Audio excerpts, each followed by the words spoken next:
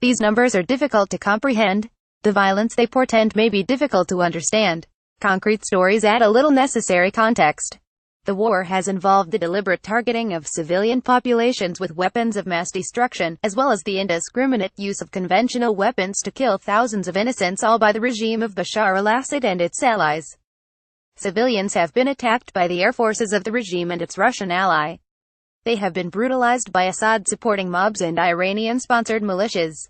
This intense violence is evident and its use has been constant. Other forms of violence have been consciously employed. One such form of violence, which is lower intensity, but presents as great a threat to civilian populations, brings a medieval practice into the modern day. It is the tactic of besieging towns and even cities. The laying of sieges is not exclusive to the regime and its allies. Monitoring organization Siege Watch notes examples of sieges maintained by the Islamic State group IS and others. All of these place great strain on civilian populations and provide fertile ground for brutality. The greatest perpetrator of sieges remains the pro-regime coalition. Regime officials know that the world will only condemn, not punish. Pro-regime forces have placed numerous cities, towns and villages under siege, restricting the supplies of food and other essentials. A new report by Amnesty International examines siege tactics in Syria. In conjunction with the report, Philip Luther, Amnesty's Research and Advocacy Director for the Middle East and North Africa, commented that cynical use of surrender or starve tactics has involved a devastating combination of sieges and bombardments. Luther continues, these have been part of a systematic, as well as widespread, attack on civilians that amounts to crimes against humanity. Near Damascus, in East Ghouta, the site of a regime saw an attack which in August 2013 briefly caught the world's attention. A large population, possibly as many as 400,000 civilians, came under siege. As conditions deteriorated, the situation became desperate.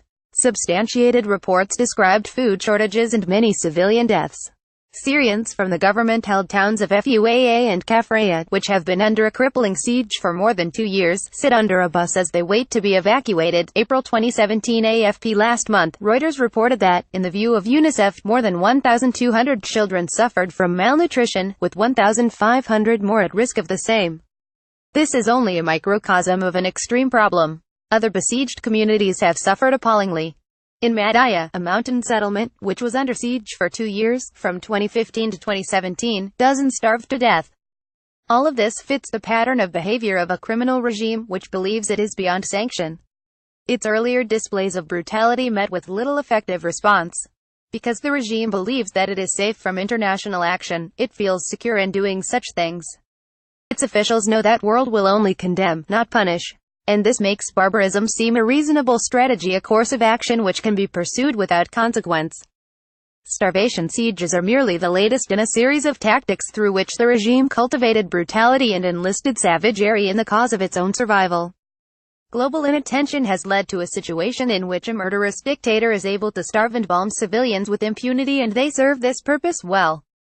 Their use rests on the ability to make life unlivable. By trapping people, confining them, starving them, the regime terrorizes civilians and makes their apparent protectors appear powerless. This is particularly useful in rebel areas, whose inhabitants the regime has lost but who can be marshaled into a broader propaganda point. The regime benefits when its opponents suffer and die, but there is another specific way in which sieges serve its purposes. The same can be observed of civilians under constant aerial bombardment.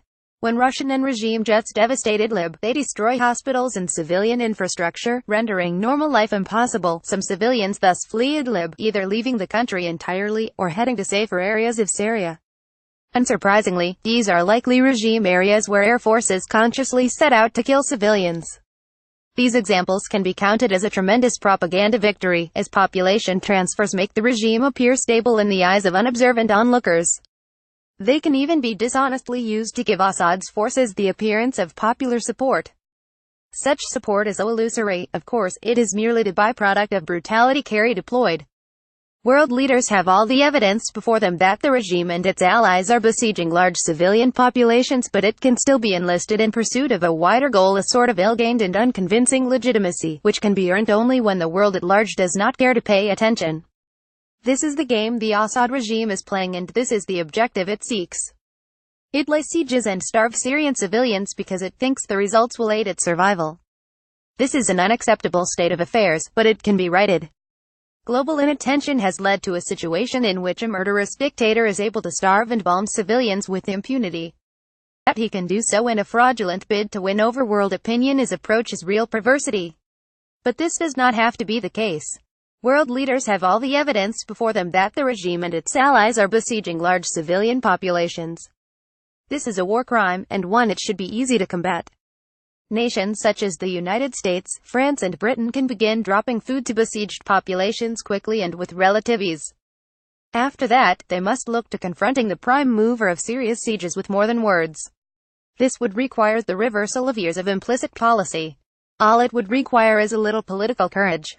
James Snell is a writer whose work has appeared in numerous international publications including The Telegraph, Prospect, National Review, Now News, Middle East Eye and History Today. Follow him on Twitter at @James_Snell. Opinions expressed in this article remain those of the author and do not necessarily represent those of the New Arab, its editorial board or staff.